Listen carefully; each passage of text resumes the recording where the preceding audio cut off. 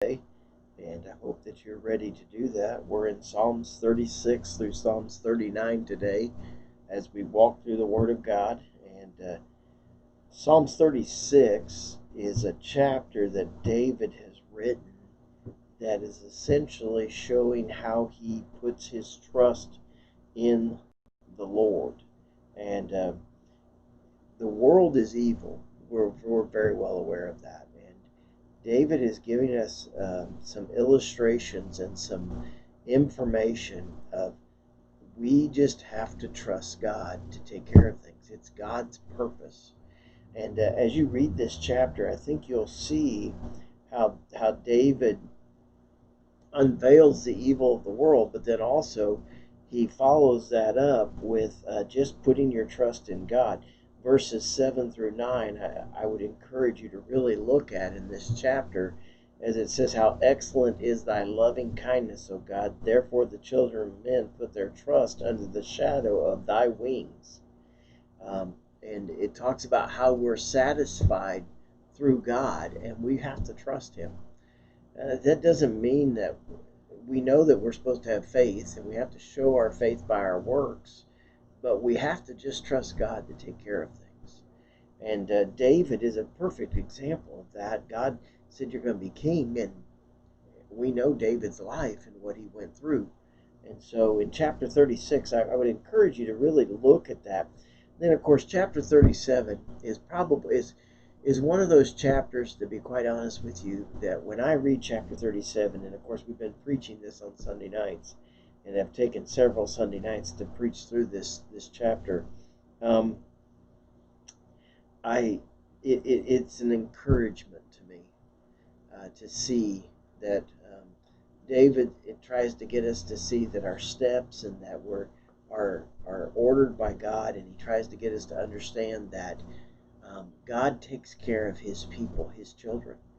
And Psalms 37 is just one of those encouraging, but it's also, to be honest with you, to me, it's a cleansing chapter for me. It's a convicting chapter for me, because I see these things that he tells us to do. We're not to fret. We're to trust the Lord. We're to delight in God. We're to commit our way to Him. We're to rest in Him. And in chapter 37, it's one of those chapters, those 40 verses just speak. And later in this chapter, it talks about that we're to wait on the Lord and keep His way, and we're to mark the perfect man.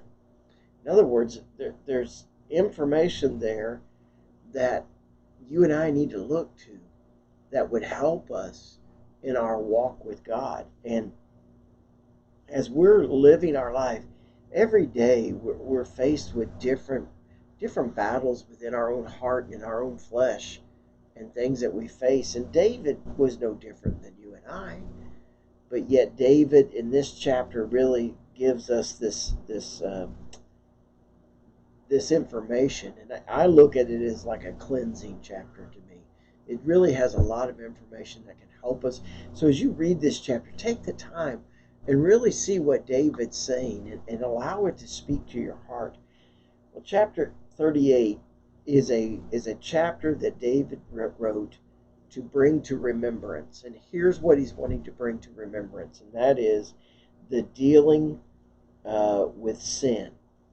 And you and I, we have to understand that sin affects our relationship with God. And he kind of breaks it down into what I call three areas as I look at this. He describes the suffering of sin, and then he talks about the loneliness of sin, where sin puts us, and then it talks about David talks about the confession of sin.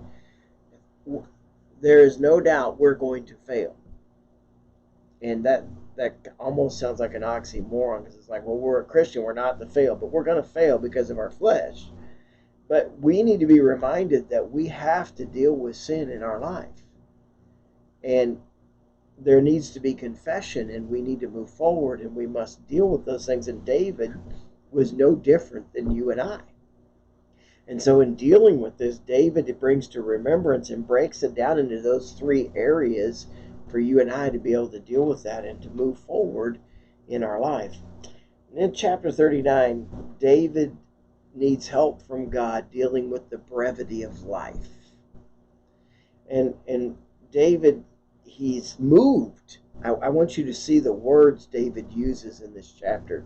At the beginning of this chapter, he uses some very strong words about how he's feeling.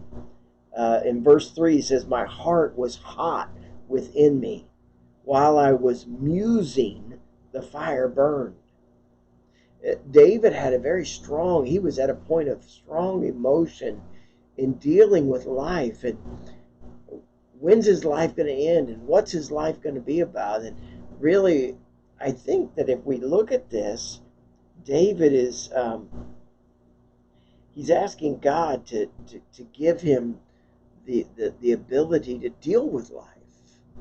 And how many times in our life are we at that point where, man, dealing with the things that happen in life, the things God brings into our path?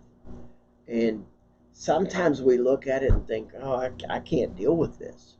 Sometimes we're in a position where we don't want to deal with it. And then sometimes there's these times where we trust God and we move forward, and God works and does things, and we go through these situations and we see how God works in us. And we've got to just trust Him. Every day is a new day. It's a new beginning and an opportunity for us to follow Him. These 4 chapters have some very serious information that can help us. The Psalms are written there to encourage us, but they're also there to keep us in line and make us understand. And we see it through David's life and how he lived in his relationship with God. So I hope that you'll really get into these chapters and get into the Word of God and let it speak to you and let it help you and strengthen you. And I think you'll be encouraged, and I think you'll be strengthened. And as we keep moving forward, let's do that for the Lord.